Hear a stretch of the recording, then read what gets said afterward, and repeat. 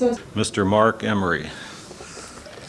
Hey, how y'all doing? Yeah, down in Louisville. You know where Louisville is even? Louisville, Kentucky. My good friend Gatewood Galbraith is from Kentucky, and I believe he has a law office in Louisville. Well, yes. Lexington, actually. Right. Gatewood's been on the show a number of times, in fact, and a fine southern gentleman, we think of him. Good, good. I'm glad to hear that. Unfortunately, Gatewood, actually, he's been doing well in the and a book called Grow Your Own Stone. And I would carry them around with me, and I would sell them to people on the street and in stores. And eventually, after 5 months of doing that, I was selling 2,000 High Times magazine a month in Canada.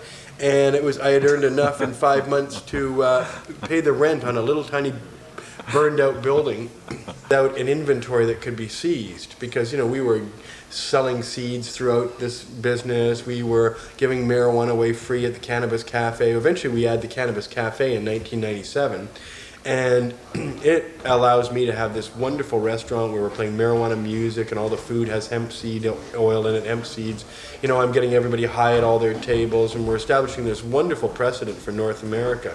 And it went to New Zealand, and yeah, I heard they had a report at the National Normal. And we're paying for we're the largest contributors to the Supreme Court case. There's a Supreme Court hearing at the end of this year in Canada that will clearly debate whether marijuana should be legal or not. That's its actual premise. Should the state have the right to criminalize behavior that the courts have already ruled is not harmful? The courts in Canada have ruled marijuana smoking is not harmful.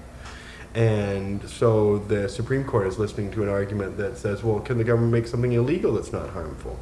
I mean, really, our Constitution protects the right of consenting adults to do consenting activity, and so therefore can the government prescribe consenting activity that's harmless? And I'm hoping the Supreme Court agrees with us, in which case that would finally end the marijuana wars in Canada, if all goes well. The United States is disturbed at this prospect, as they are when there's any apparent liberalization. But so we're the leading contributors to that, and most everything you see for example, when the medical marijuana clubs get raided or have to go to court, we pay for their legal offenses. The Vicks in Victoria, we gave them